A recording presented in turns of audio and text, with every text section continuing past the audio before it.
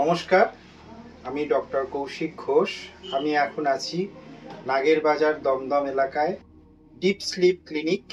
এটি একটি sleep disorder অর্থাৎ তার চিকিৎসা, শুধু চিকিৎসা নয়, প্রথমত তার রোগ নির্ণয়, তারপরে চিকিৎসা, এই দুটোর সাথেই ওতপ্রোতভাবে যুক্ত।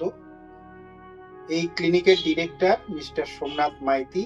তিনি এই ধরনের রোগ এবং তার সমস্যার সঙ্গে, তার প্রতিকারের সঙ্গে অনেক বছরই যুক্ত। এটা আমাদের একটা নোভেল পার্ট। আমি একা নই, আরো অনেক ডাক্তারবাবু মিলে সোমনাথ মাইতি বাবুর সাথে আমরা এই ক্লিনিকটা খুলেছি এবং তা চালাবার চেষ্টা করছি। এখানে প্রধানত আমরা অবস্ট্রাকটিভ স্লিপ অ্যাপনিয়া বলে একটি রোগ, অর্থাৎ ঘুমের সময় মানুষের যে মাসেল শরীরে তার টোন কমে যায়। সাধারণত আমরা যখন জেগে থাকি তখন আমাদের মাসেলের টোন এতটাই থাকে যে আমাদের শ্বাসনালীগুলো নিঃশ্বাস প্রশ্বাসের সাথে কোল্যাপস করে না।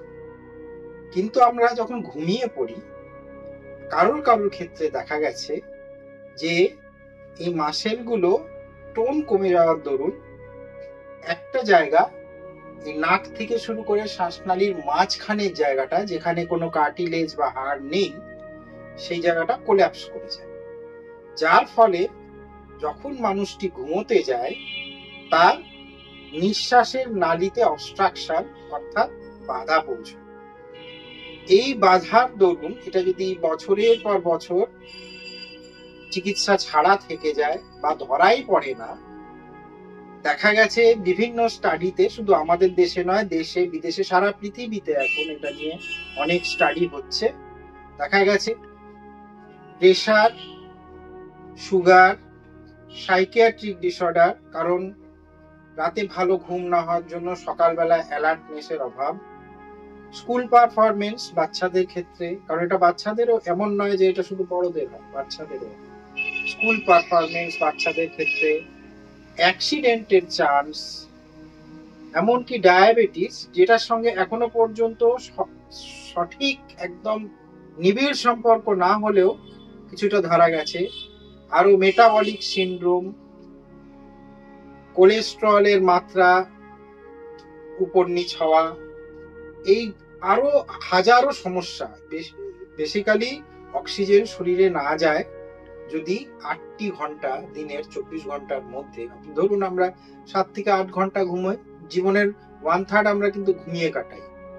সেই 1/3 টাইমটা যদি আমরা সমস্যার মধ্যে কাটাই, বাকি 2/3 তো আমার সমস্যায় আছেই, সেইটুকুনি 1/3-এও যদি সমস্যা থেকে যায়, তাহলে বুঝতেই পারছেন সমস্যাটা কত। কিন্তু দুঃখের বিষয় যে কমিউনিটিতে এর অ্যাওয়ারনেস খুবই কম। রোগের অ্যাওয়ারনেস থাকলেও সেই রোগ নির্ণয়ের পদ্ধতির সম্বন্ধে অ্যাওয়ারনেস খুবই কম। নির্ণয় হয়ে যাওয়ার পরে তার চিকিৎসা কি, সে অ্যাওয়ারনেস তো খুবই কম। তাই আমাদের ক্লিনিকের একমাত্র এটাই উদ্দেশ্য নয় যে আমরা রোগ ধরবো আর চিকিৎসা করব।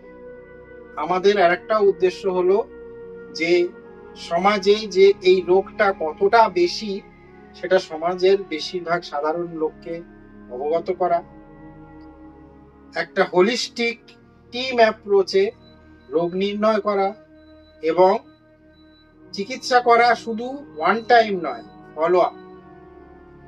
একজনকে একটা চিকিৎসা দিয়ে ছেড়ে দিয়ে এলাম না, আমরা কিন্তু তাদের সাথে আজীবন গাঁটছড়া বাঁধতে চাই, কারণ এই রোগের চিকিৎসাই। বেশি আর কথা বাড়াবো না। এই ডিপ স্লিপ আমাদের একটা ডিপ ড্রিম বলতে পারে। এর সাফল্য আপনাদের সাহায্য ছাড়া সম্ভব নয়। আপনারা স্লিপ অ্যাপনিয়া এবং অন্যান্য স্লিপ ডিসঅর্ডার সম্বন্ধে আমাদের কাছ থেকে আরো জানতে পারবেন ভবিষ্যতে। এরকম ছোট ছোট ভিডিও আমরা করব, যতটা সম্ভব আরো ভালো করে করার চেষ্টা করব। এই বলে আপাতত আজকে শেষ করছি। ভালো থাকবেন, ভালোভাবে ঘুমাবেন। নমস্কার।